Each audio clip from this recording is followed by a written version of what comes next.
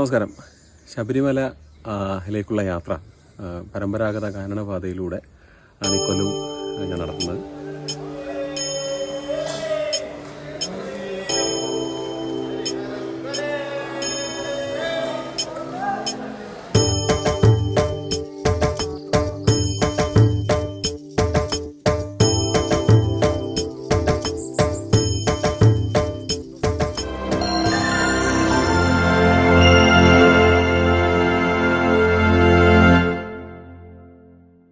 എൻ്റെ കൂടെ സുഹൃത്തുക്കളുണ്ട്. മധു, കുട്ടൻ, പ്രിയപ്പെട്ട അമേരിക്കയിലെ സുഹൃത്ത് രാംദാസ് പിള്ള, പ്രിയപ്പെട്ട സുനിൽ, എല്ലാവരും ചേർന്ന് എരുമേലിയിൽ ഇന്നലെ വന്നതാണ്. ഇനിയിപ്പോൾ അടുത്ത കയറ്റം കയറിക്കൊണ്ടിരിക്കുന്നു. കയറി അടുത്ത കല്ലടാംകുന്നാണ്. കല്ലടാംകുന്ന് മഹിഷി നിഗ്രഹം നടത്തി ആ മൃതശരീരം അവിടെയാണ് അടക്കം ചെയ്തതെന്നാണ് പറയപ്പെടുന്നത്. അപ്പം കല്ലുകൾ കൂട്ടി വെച്ചിട്ടാണ് ആ മൃതശരീരം അടക്കം ചെയ്തത്. അപ്പോൾ അഴുതയിൽ മുങ്ങി ഭക്തർ അയ്യപ്പന്മാരെടുക്കുന്ന കല്ല് അവിടെ കൊണ്ടിടും. അങ്ങനെയാണ് അതിന് കല്ലടാംകുന്ന് എന്ന പേര് വന്നത് എന്നാണ് പറയപ്പെടുന്നത്.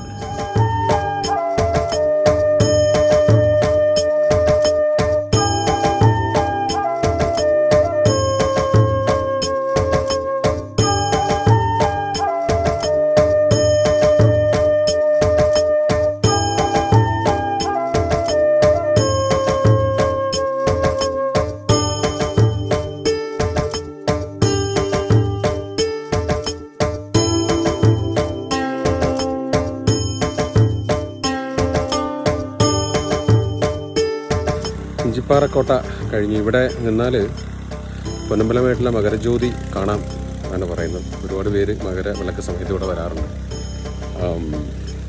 ഇഞ്ചിപ്പാറക്കോട്ട ഉദയനൻ്റെ കോട്ടയുമായി ബന്ധപ്പെട്ട ഐതിഹ്യമുണ്ട്. ഇഞ്ചിപ്പാറ മൂപ്പൻ്റെ ആവാസ കേന്ദ്രമാണ്. വനദുർഗയുടെ പ്രതിഷ്ഠയുള്ളൊരു അമ്പലമുണ്ട്. ശാസ്താവും അയ്യപ്പനും പ്രതിഷ്ഠയുള്ളൊരു അമ്പലം ഇവിടെയുണ്ട്. ഇവിടെ നിന്നാണ് ഇനി മുക്കുഴിയിലേക്കുള്ള യാത്ര ആരംഭിക്കുന്നത്. അത് ഇറക്കമാണ്.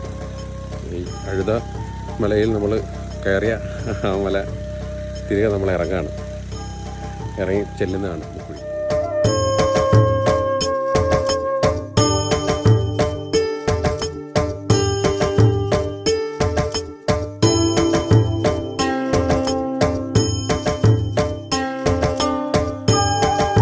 പരമ്പരാഗത കാനനപാതയിൽ വരുന്ന എല്ലാ ഭക്തന്മാരെയും അത്ഭുതപ്പെടുത്തിക്കൊണ്ട് നിൽക്കുന്നൊരു മരത്തിൻ്റെ കീഴിലാണ് ഞാൻ.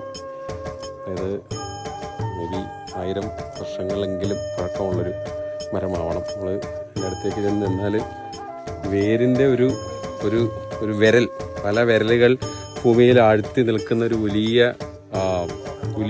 രൂപമുള്ള രാക്ഷസനെ പോലെ ഉള്ളൊരു മരമാണിത്. രാക്ഷസൻ മരം. അതിൻ്റെ ഒരു 3 വിരലുകൾ ഭൂമിയിൽ ആഴ്ത്തി നിൽക്കുന്നതായിട്ട് ഇത് തോന്നുന്നു.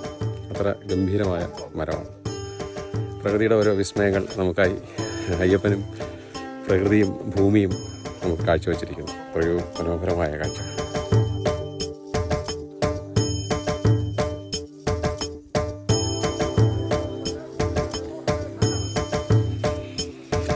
അടുത്ത പോയിൻ്റായ മുക്കുഴി നമ്മളെത്തി. മുക്കുഴിയാണ് നമ്മുടെ ലഞ്ച് പോയിൻ്റ്.